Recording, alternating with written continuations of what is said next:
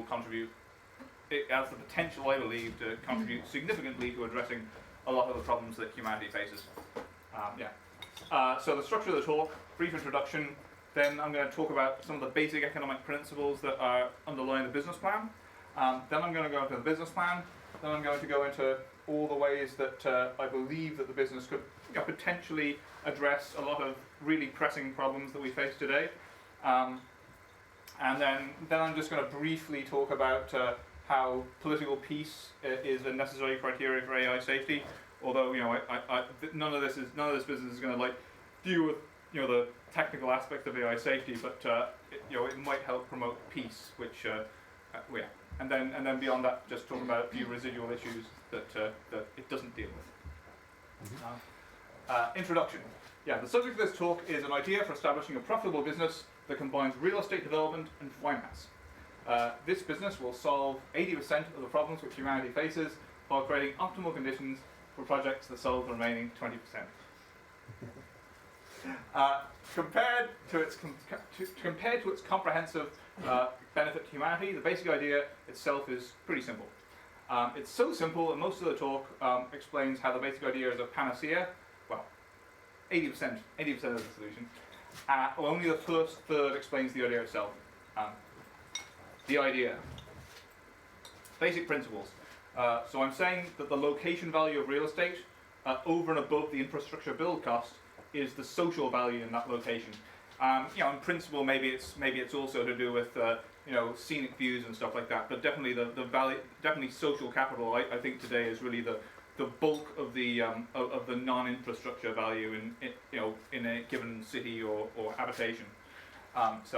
Social value contributes tremendously to location value, so basically by creating social capital in a location, you will boost the real estate value, and that's how you turn it into a business model in the standard capitalist system we exist in right now. Trust increases prosperity, provided trust is honoured, and social value, and then social value increases the real estate value. Low interest rates reflect higher levels of social trust, and they potentially promote more kind of social trust. Basic principles. Productivity per person is a function of the time that you work multiplied by a function of capital, and I'm saying that both functions are exhibit diminishing marginal returns. So if a labourer has nothing to work with, he's not going to be very productive. If he has something to work with, some capital to work with, as he works more and more, he's going to get exhausted. I'm just saying diminishing marginal returns. At some point, he's going to get exhausted, and each incremental period of work is going to deliver less and less. And it's similar with capital. Like if you have a little bit of money, you're going to buy and you have absolutely nothing to work with. Those few tools you buy initially are going to hugely boost your productivity compared with having nothing. If you have more money, you're going to be able to buy better tools that will boost your productivity more, and more money, etc., etc. But although each additional money will increase your productivity, it's going to kind of tail off, and the first bit of capital, each incremental capital will boost your productivity, but a little bit less than the last unit. That's what I'm assuming. That's what I'm assuming here, anyway. A worker with more capital, better tools, can use his labour more productively. However, diminishing marginal returns means productivity each additional unit of capital increases productivity less than the previous one. Thus, all else being equal, for maximum productivity, in this model anyway, for maximum productivity and maximal prosperity, spread access to capital evenly between people while maximising access to those who will honour the trust they're given. So all else being equal, if we assume that each worker sort of gets a little bit more as is a little bit more productive as he's more capitalised, but that productivity has diminishing marginal returns. If you have a given stock of capital to split between a stock of workers, then if you kind of split it evenly, you're going to get the least diminishing marginal returns. So you're going to get the maximum productivity in this model. And the other thing, of course, is credit. The whole idea of loaning money again is about distributing capital where it's needed as well. So people who need capital can get loans and get it when they want readily. That's important as well. Yes, capital availability as well. Business plan, create valuable social mix on low value land. So now we're going on to the business plan after explaining the basic principles. So the business plan this is how the business plan initially is. Buy low value land. Use payment or payment in kind, such as whether it's payment in kind, food, shelter, or water or healthcare or anything anyway. Use payment or some kind of compensation purely in exchange for living in the location. So if you live in this location, we're going to pay you, and use that to induce people to move to the location. So you use the payment to attract applications to live in the location. Now you accept a mix of. So now you accept. Now once you get the applications, you then accept. You screen the applications, and you screen them to get a mix of applicants optimized to maximize real estate value as a ratio of the aggregate payment size of the applicants. So you're spending money on buying the initial real estate, and you're spending money on compensating the people for moving to the area, and you deploy that capital in such a way as to maximize the boost of real estate values as a result of attracting a good mix of people. If the increased real estate value generated by the relocation of the applicants exceeds the payments made to those applicants, then the overall business activity will be profitable. Obviously that could fail. It could turn out that the real estate value is less than the applicants. So actually, like choosing the right screening filter and branding and all that kind of stuff is, these are all details that will have to be perfected. Business plan, cashing in. How do you cash in? There are several options for cashing in. One option is that the community income could be paid in exchange for the applicant saying, we're going to give you this income and you can do what you want, but while you stay in the location, but you have to move as we move locations. So if you make the community income conditional on mobility, then after the real estate goes up, you can you can sell it off and move the community on to the next low real estate value, boost that real estate, sell it off, etc., etc. And by repeatedly boosting real estate, by moving people onto low value land where they're going to kind of boost the value of the land, you could potentially make a profit that way. The second way is to buy a large tract of land, perhaps, well in this one I said 30 miles, but I don't know exactly what the dimensions are. Buy a large tract of land and create a payout zone in the middle of those land. So the company owns all the land, yellow and red, but in order to receive the income, the applicants would have to spend a certain amount of time located in the red zone. That's not. I don't know what time. You probably wouldn't want to say 100%. That'd be like imprisonment. But maybe 60% of the time in the red zone, something like that. So you get a concentration of social capital there, and then hopefully with the concentration of social capital in the red zone, it'll boost the value of being in that location, and then people start building around in the yellow zone and paying rent to the company in the yellow zone. And if you like cities tend to have this nucleating effect. So if you have this initial seed creates a nucleation, then you could easily get to a situation where the aggregate rent that people who situate around in the yellow zone pay exceeds the amount of money you're paying to the people in the red zone, and then you got profit. Another thing is, the company could sell tickets allowing tourists to visit the community or commuters to travel to work in the community. So it's like, if you want a job, in the community, but you don't live in the community, well, you got to pay the toll. It might be, it could be wouldn't have to be a big toll, but it could be you could charge a toll, or tourists who want to visit might charge a toll or something like that. That'd be another way of cashing in, getting money. That's the second phase. The next phase: create a financial environment to boost trust and prosperity. So we're bringing people in. If you bring the right people in, that creates social capital, but also the right financial conditions in the right financial conditions, people will cooperate a lot more readily with each other than in the wrong financial conditions. So if people are really financially starved, they might tend to you can get into this vicious cycle where an entire neighborhood can go downhill. Whereas if people are kind of financially prospering, then they can kind of the same people can behave differently, and so we're going to try and work on financial conditions to boost social capital in addition to getting the right mix of people.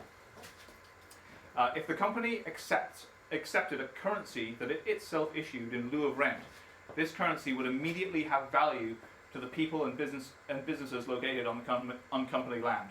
So if we say you don't have to pay us pounds sterling in rent. We'll accept rent in terms of I don't know, land tokens or social solutions tokens. And if everyone had to pay rent, and then social solutions and the company decided to accept social solutions tokens in exchange for rent, then people would be willing to provide goods and services in exchange for the social solutions tokens. Now, in the last chapter, I was talking about being pretty stingy. Like we're only paying a few people, and all these other people are paying rent. But you have to be stingy if you want to make a profit. But the cool thing is, if we move on to the social solutions currency, we can be generous and profitable at the same time. That's really exciting. The company could then give community income recipients the option of accepting community income in the company's currency as opposed to the national currency. So, recipients could be incentivized to accept by setting the company currency community income to a sum that would be a larger portion of the rent compared to the national currency community income. So you could say, okay, the way you have to pay your rent in social solutions tokens? Well, you can either pay your rent in social solutions tokens, or you can pay your rent in pounds sterling, and we're going to pay you a basic income. And essentially, we've already agreed to pay them a certain basic income in sterling. It's like, okay, the way you're getting this basic income in sterling, and I know how much your rent is in sterling, well, we'll pay you a basic income in social solutions token that will pay more of your rent if you agree to switch from sterling to social solutions tokens as the basic income payout. Once local economy, which trades in the company's currency, establishes itself, the company can become fully Georgist, redistributing the full value of land rent collected in the company's currency out as community income in company currency, all while remaining profitable. So if you can issue an infinite amount of money, then you can afford to be generous. So once everyone is, in here I talked about this like payout region where people are paid in sterling and everyone else just pays rent, and then you make a profit that way. But if you can get the entire community to start transacting in social solutions tokens instead of national currency, whether it's sterling, dollars, or wang or whatever, or rupees, if you can get everyone doing that, then you can actually take the full value of rent collected and distribute that back out as a basic income, a per capita basic income. Now, this isn't to say that everyone will be paying the same amount in rent as basic income. Some people might want a bigger piece of land than average, and they'd be paying more rent. Some people might want to sort of get some services from people, and they might be paying. They might be happy to take a smaller bit of land in order to get some surplus and buy some services from people. So the people with a bigger bit of land would be performing services to the people with less land in order to increase their increase their living space. But basically, you could redistribute the full value of rent collected as a basic income per capita to everyone. And if it's in the currency you're printing, then you can do this profitably. Business 4, again, back to business plan, continuing the business plan. Create financial environment to boost prosperity. Company can create bank, ATM machines, debit cards, all denominated in company currency. Company currency deposit accounts will be immune to runs on the bank, as the company can issue an unlimited quantity of currency, so will always be capable of paying depositors out in full. So you've got so everyone's got their social solutions tokens. They deposit them in the company bank, and basically they got their little account and their social solutions number. Now the company bank can just issue an infinite amount of tokens, as much as it likes. So essentially, that means that unlike today's banks, today's banks only retain a very small fraction of the amount. They only retain a small amount of money that they need to pay people out with. But because the company bank could print an infinite amount of tokens, if every single depositor took money out, they could pay them all out in full. So there's no danger of runs of the bank. A run on the bank would have no effect. And runs of the bank are one of the, well, at least fear of runs of the bank are the principal causes of recession. So this could completely end recessions. Well, certainly in the system of company land. Wouldn't that cause a lot of inflation though? What?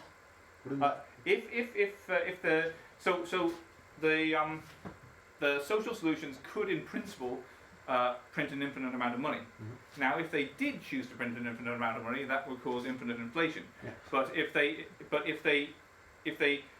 have the ability to print as much money as they like, and then they manage the amount they print to optimize the value of real estate.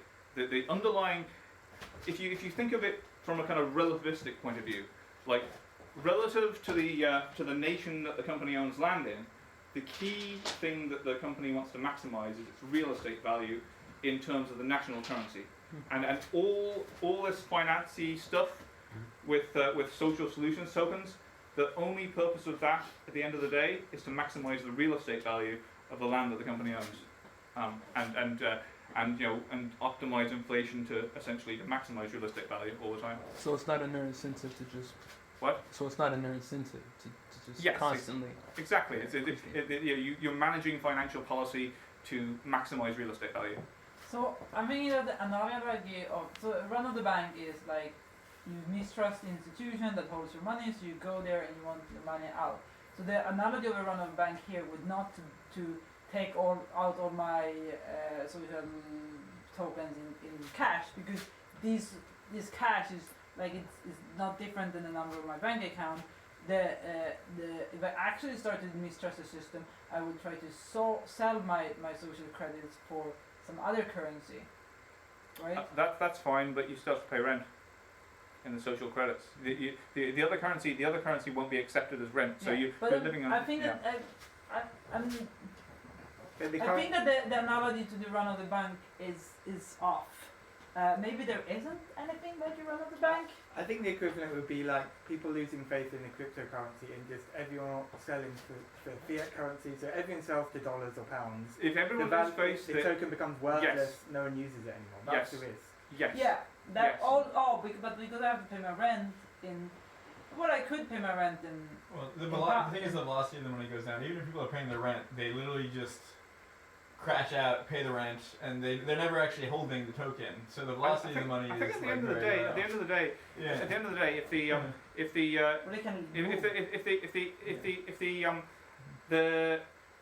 the company can always kind of suck money out of the system by paying rent, it can potentially, if it doesn't raise people's basic income, if it keeps the basic income constant and the rents go up, then that's actually going to mean that more money is coming out than is going in. So eventually enough money will just get sucked out so that people will just, that literally the number of tokens tokens become very, very scarce, and you need them to pay the rent.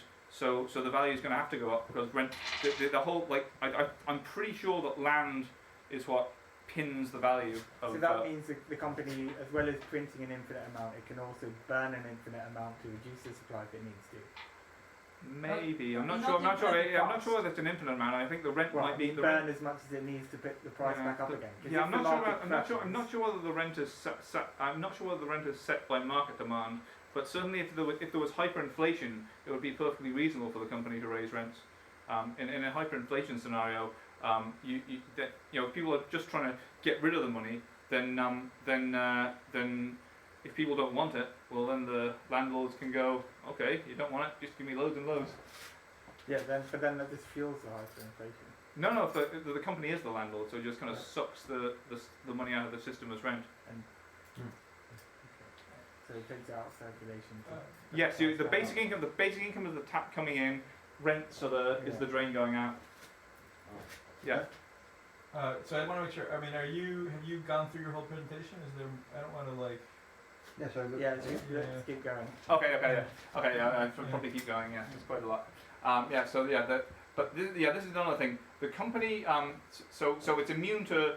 The company currency bank can issue out loans. So we're taking out. We've been talking about renting. We've been talking about accepting rent and paying basic income. But in addition to giving people basic income, the company can also give them loans in company currency. And if people in the community on company land are willing to work for those loans, then those loans will be able to make, if there's builders there and stuff like that, those loans can be used to buy houses and all sorts. If there are people in the community that are capable of building houses anyway.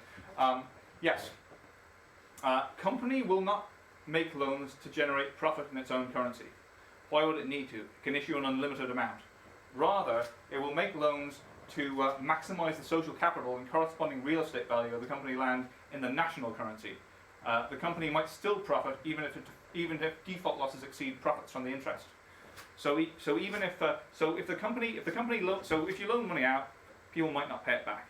And essentially, what the banks want to do is they want to collect more money in interest than they lose in defaults. Yeah.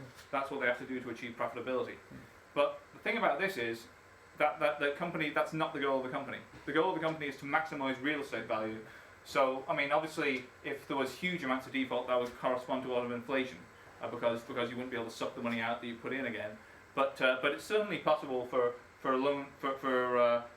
defaults to be somewhat higher than interest receipts, and for everything to keep ticking along, because they can just issue as much money as they like. And this is very different from our current banking system. So again, this is another reason why this creates a system that's, I think, almost immune to recessions and financial crashes. Yes, company can redistribute any profits from interest on loans in addition to the rental income as community income to inhabitants on company land. So you take out, from time to time you might take out your loan. You have to pay the loan back with interest, and so if the company does make a profit as a result of charging more in interest than it loses to defaults, if the company does make a profit, it can actually add the interest to the rent. So it collects the rent. So rent and interest are essentially the net drains out of the system. Basic income is the money going into the system. So in fact, the basic income could be equal to interest plus slight rents that paid out to people. And then again, you can redistribute everything because it's company money that can print an infinite amount. The only thing the company's trying to do really is maximize the real estate value of the asset underneath. Business plan for rapid expansion. Once productive people are living on the company land, people outside the company land may buy goods produced by those that live on company land. Tourists from the outside, for example, maybe a factory opens up, or it might be a small factory, and they sell to people in company land, but they also sell to people outside who buy it, and there's tourists from outside might want to stay in hotels or on holiday on company land. This will establish an exchange rate between foreign currencies and the company's currency. Once this happens and it gets issued, and it gets listed on stock exchanges, for example, on Forex, then the company